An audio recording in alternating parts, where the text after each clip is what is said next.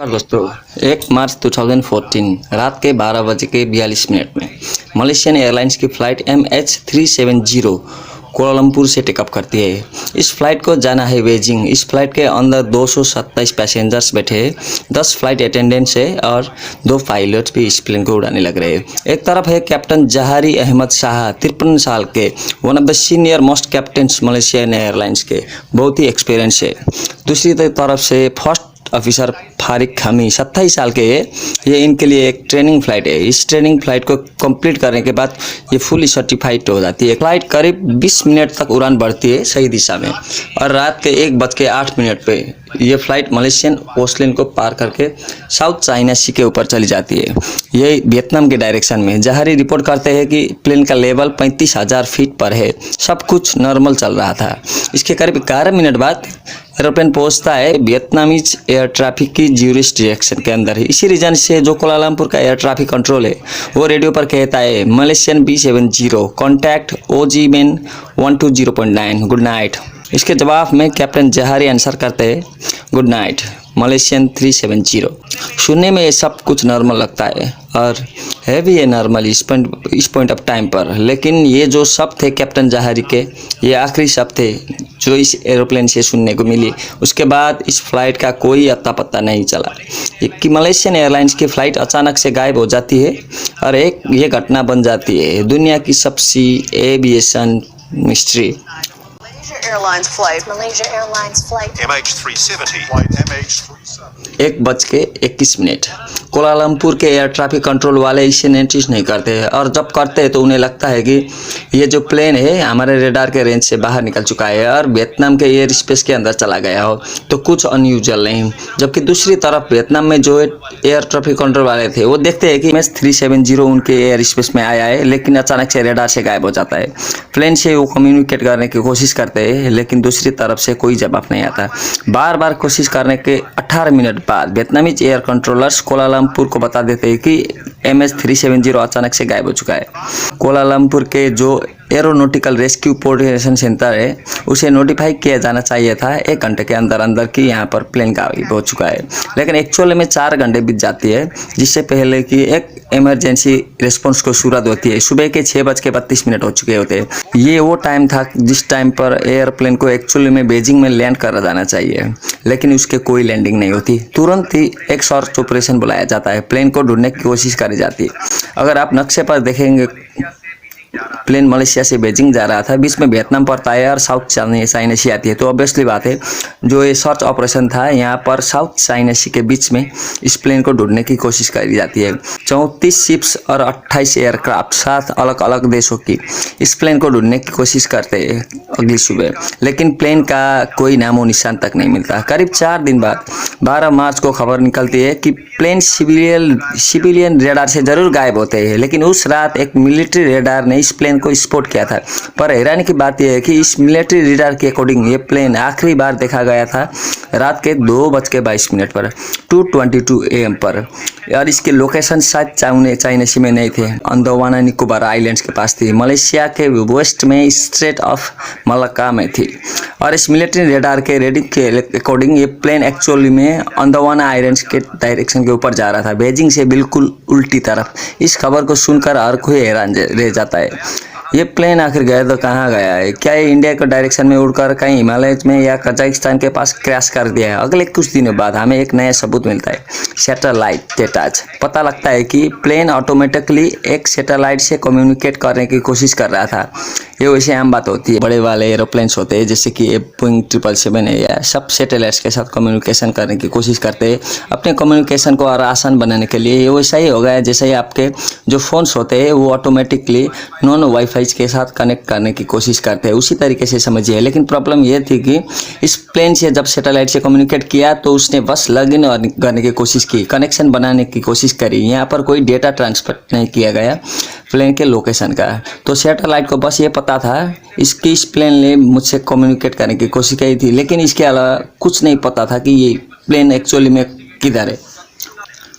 उन्होंने सोचा कि जब सैटेलाइट ने उस कम्युनिकेशन को रिसीव किया तो सैटेलाइट ने अपना एंटीना प्लेन के डायरेक्शन में मोड़ा, तो इन्होंने जो सैटेलाइट के एंटीना का एंगल था उससे मेजर करके कैलकुलेशंस करके ये अंदाज़ा लगाया कि ये प्लेन एक्चुअली में कहाँ पर हो सकता है। और जैसा मैंने पहले बताया कि एग्जैक्ट लोकेशन तो हम नहीं बता सकते सैटेलाइट की मदद से, लेकिन एस्टिमेट से हम ये बता सकते हैं कि ये जो पूरा सर्कल आप देख रहा है, इस सर्कल के किसी भी पॉइंट पर हो सकता है प्लेन। जब उसने सैटेलाइट से कम्युनिकेशन करने की कोशिश की, प्लेन ने 7 बार सैटेलाइट से कम्युनिकेशन बनाने की कोशिश कर रही थी, इसलिए यहाँ पर 7 अलग अलग सर्कल्स आपको देख रहे हैं व्हाइट कलर की। इन्हें सैटेलाइट हैंडशिप्स करके बुलाया गया है और हर सर्कल पर टाइम लिखा हुआ है कि किस टाइम पर प्लेन ने कम्युनिकेट करने की कोशिश करी। और जो आखिरी सर्कल है यहाँ पर, जो 7th सर्कल, वो लेटेस्ट टाइम बताता है जब प्लेन ने सैटेलाइट से कम्युनिकेट करने की कोशिश की। मतलब आखिरी पॉइंट यहाँ पर ये प्लेन गया होगा। और ये बहुत ही हैरानी की बात थी कि क्योंकि ये सर्कल कितना बड़ा है, कहाँ से लेकर कहाँ तक पहुँचा है। कजाकिस्तान से लेकर चाइना, इंडोनेशिया और ऑस्ट्रेलिया के साइड में से इतने बड़े ओशन से गुजरता हुआ इस पूरे लास्ट सर्कल में कहीं पर भी हो सकता है। 7th आर ऑस्ट्रेलिया के 2000 किलोमीटर वेस्ट में है और एक बहुत ही बड़े एरिया को ऑक्यूपाई करता है। ओशन के एक ऐसा एरिया में है जहाँ पर हमें नहीं पता होता। हमने ज़्यादा नीचे जाने की कोशिश नहीं किया। इसमें अपने आप देख सकते हैं कि जो सैटेलाइट का इस्तेमाल करके प्रेडिक्ट किया गया, वो सैटेलाइट कहाँ पर मौजूद थी। सबसे बाहर का जो येलो डॉटेड सर्कल देख रहे हैं, ये वो रेंज है जहाँ तक प्लेन ट्रैवलिंग कर सकता था अपने फ्यूल से। 7 घंटे का जो फ्लाइट टाइम। और रेड कलर का जो कट आगे देख रहे हैं, वो 7th आर जहाँ पर योग किया जा रहा है, जहाँ पर ये प्लेन एक्चुअली में क्रैश किया। इसके बाद कई सर्च ऑपरेशन बुलाया गया है। येलो शेड रीजन्स आपको दिखाते हैं कि कहाँ पर ये सर्च ऑपरेशन कंडक्ट किए गए। और ऑरेंज वाला एरिया जो है, जो प्रायोरिटी सर्च की एरिया है, जहाँ पर सबसे ज़्यादा सर्च ऑपरेशन जनरेट किया। अप्रैल 2014 तक जो समुद्र के ऊपर के सर्च ऑपरेशन चल रहे थे, उन्हें बंद कर दिया गया क्योंकि इसका कोई फ़ायदा नहीं था। प्लेन क्रैश किया है तो पानी के अंदर ही डूब गया होगा, फ्लोट नहीं गया होगा। इसीलिए डीप ओशन सर्च कंडक्ट करी जाने लगी। इस पॉइंट ऑफ टाइम में कंडक्ट हुआ दुनिया के सबसे बड़ा और सबसे महंगा सर्च ऑपरेशन। हफ्तों तक, महीनों तक, सालों तक ये इस प्लेन के तलाश करते रहे, लेकिन कुछ नहीं मिला। 3 साल बाद और $116 मिलियन स्पेंड करने के बाद इन्होंने इस ऑपरेशन को बंद कर दिया। जुलाई 2015 में इस प्लेन का पहला टूटा हुआ हिस्सा डिस्कवर किया गया है। आइलैंड है मेडागास्कर के इस साइड में, जहां पर प्लेन का फ्लैपर पाया गया है। आप फोटो में देख सकते हैं, ये इस प्लेन का एक टूटा हुआ हिस्सा है। इसके बाद 2018 में एक अमेरिकन कंपनी ओशन इंफिनिटी ने एक नया कॉन्ट्रैक्ट साइन किया मलेशिया सरकार के साथ। इन्होंने कहा हम सर्च ऑपरेशन कंडक्ट करेंगे और अगर हमें प्लेन नहीं मिला तो हमको कोई फीस भी नहीं चार्ज करेंगे। पास बहुत ही advance under water surveillance vehicle थे। सर्च ऑपरेशन को कंडक्ट करते वक्त पूरे ओशन के फ्लोर की मैपिंग करने लग रहे थे और इसी सर्च ऑपरेशन में पाया गया उस एरिया में जहाँ पर ये 7th आर के एरिया में समुद्र के नीचे कोई अंडर वाटर वोल्केनोस मौजूद थे। कहीं क्लिप्स और कहीं पहाड़ियाँ भी मौजूद थे। ये भी कई महीने तक ढूंढते रहे, लेकिन अनफॉर्चुनेटली ये भी अपने मिशन में फेल हो गए, कुछ नहीं मिला। बीच मलेशियन पुलिस ने अपने एक तीसरी अलग से इन्वेस्टिगेशन चालू करी। इन्होंने सोचा क्यों नहीं हम उस प्लेन में बैठे पैसेंजर्स का एक बैकग्राउंड चेक करें, जो प्लेन के पायलट्स है उनका एक बैकग्राउंड चेक करें और देखें कि उनके क्या हिस्ट्री रही है, क्या ऐसा तो नहीं है किसी ने प्लेन का हाईजैक करने की कोशिश किया है। इन सारे इन्वेस्टिगेशंस के बाद कुछ थ्योरीज निकल के आए एग्जैक्टली क्या हो सकता है, क्या हुआ होगा इस प्लेन के साथ। आइए देखते हैं एक एक करके क्या एज्यूम किया जा रहा है, क्या अलग अलग थ्योरीज है। पहले तो ये सोचा गया कि अलग प्लेन रेडार से गायब हुआ है तो कैसे हुआ होगा ये, या तो कोई इलेक्ट्रिकल फेलियर आ गया हो, प्लेन में कोई एक्सीडेंट हो गया हो और कोई टेक्निकल फेलियर हो गया हो प्लेन में जिसकी वजह से काम करने बंद कर गए, या फिर किसी पैसेंजर या पायलट ने खुद से ट्रांसपोंडर को स्विच ऑफ कर दिया हो, जानबूझकर ये किया गया हो। तो पहली थ्योरी ये है कि यहाँ पर एक्चुअली में कैप्टन जहेरी शाह पर उंगली उठाई जा रहा है। ये कहा गया कि कैप्टन ने जानबूझकर कम्युनिकेशन को डिसेबल किया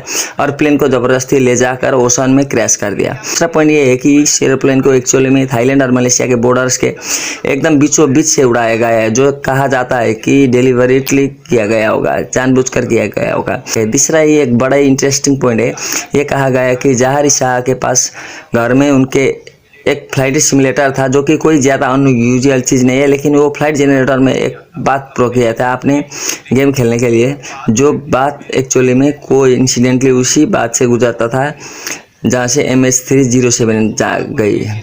ये सुन के आप कर रहा है कि ये तो डेफिनेटली यही हुआ है, लेकिन एक्चुअली में जो ऑफिशियली इंचार्ज है सोर्स ऑपरेशन के उन्होंने इस थ्योरी को कम्प्लीटली डिनाई किया है।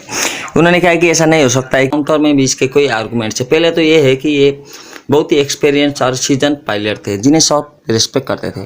ना तो इनकी कोई फैमिली प्रॉब्लम थी, ना इनकी कोई इकोनॉमी प्रॉब्लम थी, ना इनका कोई पास्ट में ऐसा बिहेवियर रहा था। तो कोई रीज़न ही नहीं है इन्हें शक करने का। अगर एक पायलट आत्महत्या करना चाह रहा था, पूरे प्लेन को क्रैश करने चाह रहा था, कोई तो साइन वहाँ पर देखना चाहिए था उनके बिहेवियर में या ज़िंदगी में कहीं पर, लेकिन ऐसा कुछ भी नहीं दिखा। इसीलिए दूसरी थ्योरी जो उठाई जाती है वो ये है कि कुछ और हाईजैकर्स मौजूद थे प्लेन में, या कुछ टेररिस्ट मौजूद थे जिन्होंने एक्चुअली में ये किया हो। जब ये दूसरी थ्योरी उठाई गई तो प्लेन में मौजूद 2 पैसेंजर पर शक गए। पहले ओरियन मोहम्मद मेहदात और दूसरा दिलवर सिंह मोहम्मद रेजा, दोनों फेक पासपोर्ट के साथ ट्रैवल कर रहे थे। कहा जाता है कि ये दोनों लोग ही चुराए गए पासपोर्ट के इस्तेमाल करके यूरोप में जाकर सेटल करना चाह रहे थे। पहले ये दोनों पासपोर्ट्स आइलैंड में चुराए गए थे। कहा जाता है कि ये दोनों लोग ही चुराए गए पासपोर्ट के इस्तेमाल करके यूरोप में जाकर सेटल करना चाह रहे थे। पहले इन्होंने विजिट में बीजिंग तक की फ्लाइट किया, फिर बीजिंग से यूरोप तक का फ्लाइट लेने वाले थे। लेकिन इन द एंड इस टेरर वाले थ्योरी को रिजेक्ट कर दिया गया, क्योंकि एक स्टोलन पासपोर्ट के अलावा कोई और प्रूफ नहीं मिला इस चीज़ का कि ये एक्चुअली में टेररिस्ट था, कोई आतंकवादी हमला करना चाहता था। ये एक्चुअली में सिर्फ यूरोप में जाकर सेटल होना चाहते थे चुराए गए पासपोर्ट के इस्तेमाल। कुछ लोग कहते हैं कि कॉकपिट में फायर लग गई हो, इलेक्ट्रिकल फायर, इसके वजह से कई सिस्टम्स काम करने बंद कर गए हो गए। कुछ लोग कहते हैं कि कोई एक्सीडेंट हुआ होगा जिसके वजह से अचानक से ऑक्सीजन की शॉर्टेज पड़ गई। कुछ लोग यहाँ पर भी हाईजैकर्स पे ब्लेम डालता है कि हाईजैकर्स ने यहाँ पर ज़बरदस्ती ऑक्सीजन की डिफिशिएंसी घटाने की कोशिश किया हो। एक पॉसिबल एग्जांपल लेके देखते हैं कि क्या हुआ हो। इस थ्योरी का एक टिपिकल एग्जांपल बताऊँ तो ये कहा जाता है कि ये प्लेन जैसे ही वियतनामी एयर स्पेस के अंदर गया हो, पायलट ने नोटिस किया कुछ मैन्युफैक्चरिंग कुछ गलत है प्लेन में। तो पायलट में एक्चुअली 180 डिग्री का टर्न किया है प्लेन को वापस मलेशिया ले जाने का। वो आपको वीडियो इन्फॉर्मेटिव लगा होगा। टॉपिक पसंद आया तो नीचे कमेंट्स में लिखकर बता सकते हैं, और ऐसे कौन से टॉपिक्स पर आप वीडियो देखना चाहेंगे। इसलिए दूसरी थ्योरी जो उठाई जाती है वो ये है कि कुछ और हाईजैकर्स मौजूद थे प्लेन में, या कुछ टेररिस्ट मौजूद थे जिन्होंने एक्चुअली में ये किया हो। जब ये दूसरी थ्योरी उठाई गई तो प्लेन में मौजूद 2 पैसेंजर पर शक गए। पहले ओरियन मोहम्मद मेहदात और दूसरा दिलवर सिंह मोहम्मद रेजा, ये दोनों ईरानियन बंदे थे, और इन पर शक इसलिए किया क्योंकि ये दोनों फेक पासपोर्ट के साथ ट्रैवल कर रहा था। एक के पास इटालियन बंदे का चुराया गया पासपोर्ट था, दूसरे के पास एक ऑस्ट्रेलियन बंदे का चुराया पासपोर्ट था। ये दोनों पासपोर्ट्स आइलैंड में चुरा गए थे। कहा जाता है कि ये दोनों लोग ही चुराए गए पासपोर्ट के इस्तेमाल करके यूरोप में जाकर सेटल करना चाह रहे थे। लेकिन इन द एंड इस टेरर वाले थ्योरी को रिजेक्ट कर दिया गया, क्योंकि एक स्टोलन पासपोर्ट के अलावा कोई और प्रूफ नहीं मिला इस चीज़ का कि ये एक्चुअली में टेररिस्ट था। कैप्टन जहारी अहमद शाह और उनके को पायलट वो भी अनकॉन्शियस हुए। पूरा प्लेन एक्चुअली में बेहोश हो गया और ऑटो पायलट पर चलता रहा। ऑटो पायलट पर भी कुछ टेक्निकल मैन फंक्शन हुआ, लेकिन बेसिकली ऑटो पायलट का तब तक चलता रहा, बिल्कुल खत्म नहीं हुआ, और ये प्लेन धीरे से जाकर समुद्र के अंदर क्रैश किया होगा। और एक्चुअली में ये ऑक्सीजन की कमी कैसे हुई इसमें अपनी अलग थ्योरी है। कुछ लोग कहते हैं कि कॉकपिट में फायर लग गई हो, इलेक्ट्रिकल फायर, इसके वजह से कई सिस्टम्स काम करने बंद कर गए हो गए। कुछ लोग कहते हैं कि कोई हाईजैकर्स ने यहाँ पर ज़बरदस्ती ऑक्सीजन की डिफिशिएंसी क्रिएट करने की कोशिश करी हो। एक पॉसिबल एग्जांपल लेकर देखते हैं कि क्या हुआ हो। इस थ्योरी के एक डिफिकल्ट एग्जांपल बताऊँ तो ये कहा जाता है ये प्लेन जैसे ही वियतनामीज एयर स्पेस के अंदर गया हो, पायलट ने नोटिस किया कि कुछ मैन्युफैक्चरिंग हो रहे लग रही है, कुछ गलत है प्लेन में। तो पायलट ने एक्चुअली 180 डिग्री का टर्न दिया और प्लेन को वापस मलेशिया ले जाने के लिए। और जैसे प्लेन मलेशिया के और उड़ने लगा, अचानक कोई भयंकर एक्सीडेंट हुआ गया हो, इसलिए ऑक्सीजन की कमी हो गई हो और प्लेन में मौजूद सारे लोग बेहोश हो गए ऑक्सीजन की कमी से। कई सिस्टम काम करने बंद हो गए और प्लेन अपना ऑटो पायलट में चलता होगा। मिलिट्री रडार ने इस प्लेन को उसके पासपोर्ट किया और फिर ऑटो पायलट में अचानक से साउथ के डायरेक्शन में मोड़ ले लिया होगा, और ये नीचे जाता रहा इंडियन ओशन में, पर ऑस्ट्रेलिया से करीब 2000 दूर जाके समुद्र में क्रैश कर गए। सुतली नहीं है, अब कई साल बीत चुके इस घटना को हुए, और आज 2022 में आकर दोस्त ने फाइनली कुछ ऐसा प्रूफ आया है जो हमें बताता है कि ये प्लेन एक्चुअली में कहाँ पर हो सकता है। सिर्फ 1 महीने पहले की खबर है दोस्तों।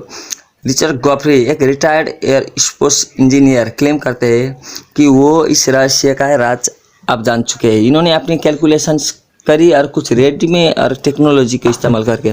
और इस टेक्नोलॉजी को समझाना इस वीडियो के लिए बहुत डिटेल हो जाएगा। ये बहुत ही कॉम्प्लेक्स टेक्नोलॉजी है, लेकिन कोई नई टेक्नोलॉजी भी नहीं। बेसिकली इन्होंने रेडियो बेस के रिफ्लेक्शन का इस्तेमाल किया है एरोप्लेन को बात को प्रिडिक्ट करने के लिए। WSPR weak signal propagation reporter एक ऐसी टेक्नोलॉजी है जो बेसिकली रेडियो बेस के रिफ्लेक्शन को कैच कर पाती है। एक जगह से रेडियो निकलती है, एटमॉस्फेयर से रिफ्लेक्ट होकर कुछ वीक रेडियो में दूसरी जगह पहुंचती है, और अगर बीच में से कोई प्लेन गुजर रहा होता है तो उसे बेसिकली नोटिस किया जा सकता है। तो इन्होंने एक कंप्यूटर प्रोग्राम बनाया ये, और इनको कैलकुलेशन के अकॉर्डिंग आज के दिन ये MH37G एक्चुअली में 7th आर्क के ऊपर लाई करता है। एग्जैक्टली 7th आर्क पे वो इस पॉइंट में इनके राय में, और 4 किलोमीटर अंडर वाटर है समुद्र के नीचे। जैसे मैंने बताया यहाँ पर बहुत से क्लिप्स और अंडर वाटर वोल्केनोस मौजूद है। अब आप पूछोगे कि इस एरिया को ऑलरेडी सर्च किया गया था। सही बात है, जो ऑस्ट्रेलिया ने सबसे महंगा सर्च ऑपरेशन किया था, उन सर्च ऑपरेशन में एक्चुअली में इस एरिया में ऑलरेडी सर्च किया गया था, पर हो सकता है कि उन्होंने इसे मिस आउट कर दिया हो। हालांकि जो दूसरा सर्च ऑपरेशन कंडक्ट किया गया था ओशन इंफिनिटी के दौरान, उन्होंने इस पॉइंट को सर्च नहीं किया था। रिचर्ड साहब अपनी कैलकुलेशन पर इतना भरोसा करते हैं कि इन्होंने 14 नॉटिकल माइल्स के एक्यूरेसी में इन्होंने एग्जैक्ट लोकेशन को मिड पॉइंट कर दिया है कि कहाँ पर ये प्लेन होगा समुद्र के बीच में। इन्होंने प्रपोज किया है कि 40 नॉटिकल माइल का सर्च एरिया पर एक नया सर्च ऑपरेशन कंडक्ट किया जाए और मिल जाएगा वो। ये पुराने सर्च ऑपरेशन से बहुत ही छोटा एरिया होगा। इस बार जो एक्चुअली में देखना पड़ेगा। बहुत ही अच्छी खबर है इस फ्लाइट की मिस्ट्री के लिए। एक्चुअली में शायद यहाँ पर एक सोल्यूशन निकल सकता है। हालांकि कुछ लोग रिचर्ड के मेथड को ऑलरेडी क्रिटिसाइज करते हैं कि जो तरीका इन्होंने इस्तेमाल किया है यहाँ पर प्लेन के लोकेशन पाने के लिए, ये एक सही एक्यूरेट तरीका नहीं है, ये नहीं मिलेगा यहाँ पर। लेकिन रिचर्ड का कहना है कि इस पूरे एरिया में ऑपरेशन अगर आज शुरू किया जाए तो सिर्फ 1 साल का टाइम लगेगा, और 2022 के साल के इंड तक हम बता पाएंगे यहाँ पर प्लेन है कि नहीं। रिचर्ड के राय में जो भी ऑब्वियसली यहाँ पर मिलना चाहिए। एक ट्रिप एनालिसिस भी कंडक्ट करी गई थी ओशन करंट को देखकर। अगर प्लेन उस एरिया में क्रैश किया गया होता है तो प्लेन के जो अलग अलग टुकड़े हैं वो ओशन के साथ में फ्लो करके किन जगह पर गए हो गए। ट्रिप एनालिसिस के अकॉर्डिंग कुछ एक्चुअली में मेटा गैस कब तक और उसके पास वाले आइलैंड में गए हो गए, तो एक्चुअली में पाए भी गए। कुछ तो टुकड़े एक्चुअली में मेटा गैस कर तक और उसके पास के आइलैंड्स पे गए होते जो भी एक्चुअली में पाए भी गए। 27 प्लेन के पीसेस ऑलरेडी पाए जा चुके हैं अलग अलग आइलैंड्स पर दुनिया के, और ये डिफरेंट एनालिसिस रिचर्ड की एनालिसिस से भी साथ सही मैच करती है। तो शायद हो सकता है आने वाले टाइम में इस रहस्य का राज हम सबको पता लग जाएगा क्या होगा यहाँ पर। लेकिन मैं उम्मीद करता हूँ आपको वीडियो इन्फॉर्मेटिव लगा होगा। टॉपिक पसंद आए तो नीचे कमेंट लिखकर बता सकते हैं, और ऐसे कौन से टॉपिक्स पर आप वीडियो देखना चाहेंगे